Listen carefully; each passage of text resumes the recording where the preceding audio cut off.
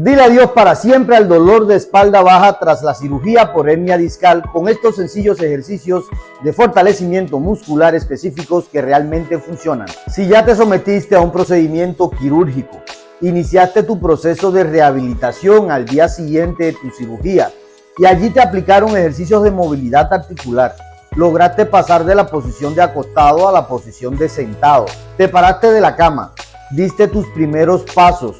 En la semana 3 trabajaste sobre movimientos para fortalecer tu cuerpo de manera general. Ya llevas 3 meses luego de haberte operado y te preguntas, ¿qué pasa si llegué a este tiempo y no hice estas fases? No te preocupes, en estos videos de aquí puedes encontrar los ejercicios para iniciar tu propia rehabilitación desde casa. Yo soy Michael y hoy te compartiré esos ejercicios de fortalecimiento muscular específicos que puedes realizar a partir del tercer mes de tu operación. Hablaremos de la fase 3 del tratamiento, la fase de fortalecimiento muscular específico.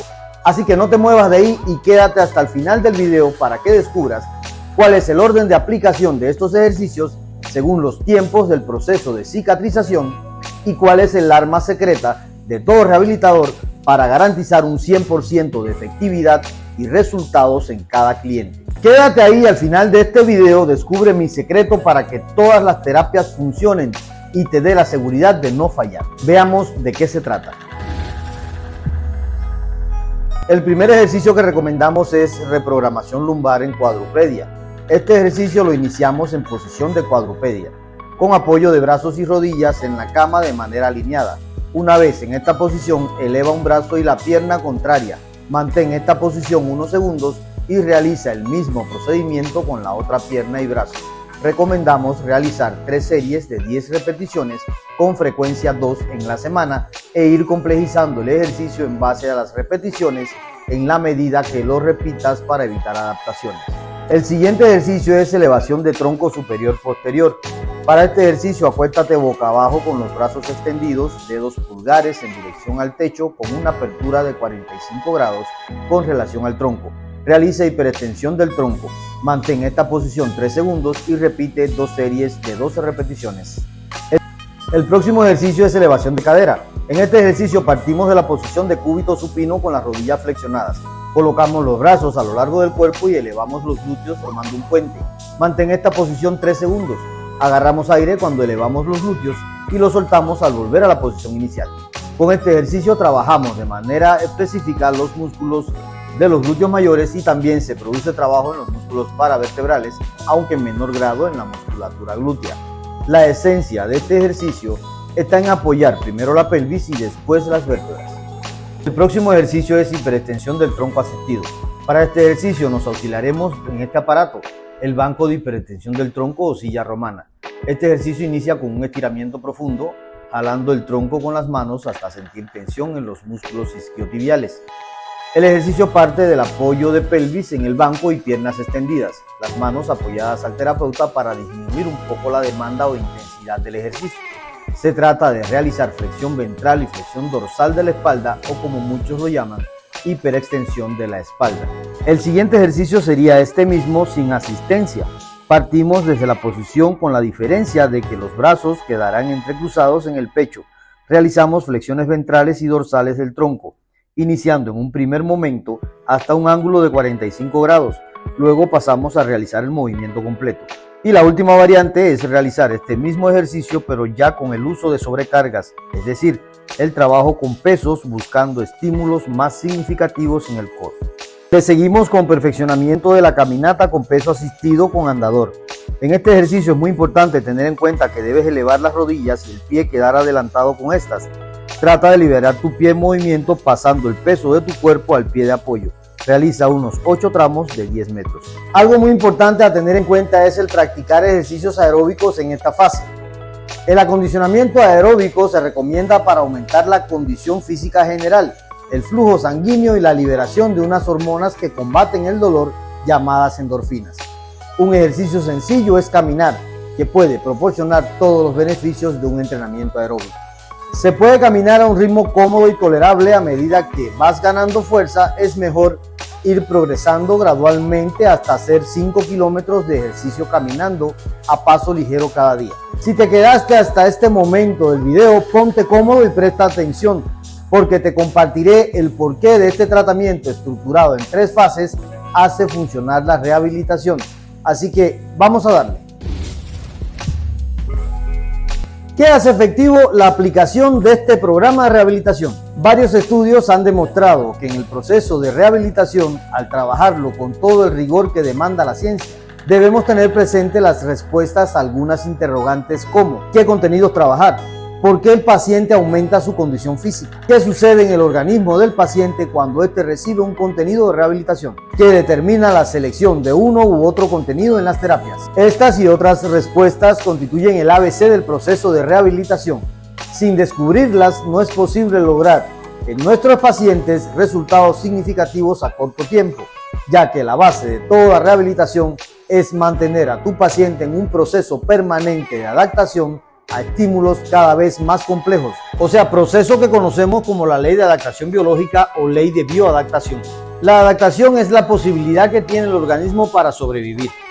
Un organismo en estado de adaptación significa que ha alcanzado un equilibrio entre los procesos de síntesis y de generación, estando en esta situación hasta tanto no se interrumpan las exigencias que demanda el equilibrio. A este equilibrio biológico entre síntesis y degeneración que caracteriza al organismo en estado de adaptación se le da el nombre de homeostasis.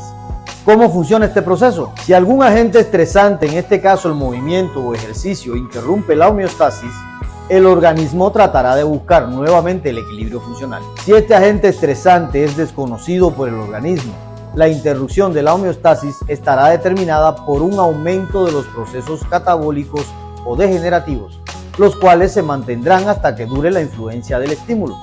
Casi de forma inmediata, el organismo responderá a la agresión con un aumento de los procesos constitutivos, generativos o anabólicos, lo que llamamos recuperación, a fin de dar protección al organismo para las pérdidas energéticas sufridas ante el esfuerzo realizado por la actividad física. Estos procesos recuperativos que suceden al ser interrumpida la homeostasis no solo procuran volver al punto de partida ante el esfuerzo, sino más bien tienden a sobrepasar los niveles iniciales de capacidad, lo que parece ser una predisposición del organismo ante una nueva agresión, fenómeno que conocemos con el nombre de supercompensación.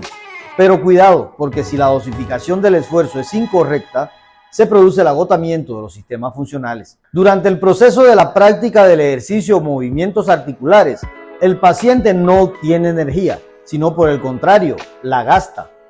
Y por lo tanto, la capacidad es obtenida por el paciente durante los procesos de síntesis y generación de todos los sustratos gastados durante la actividad. Es decir, durante la actividad se gasta energía y ésta se obtiene en la recuperación. Por ello, las terapias deben tener en cuenta espacios de descansos entre ellas. Este aspecto es muy importante dada la siguiente formulación.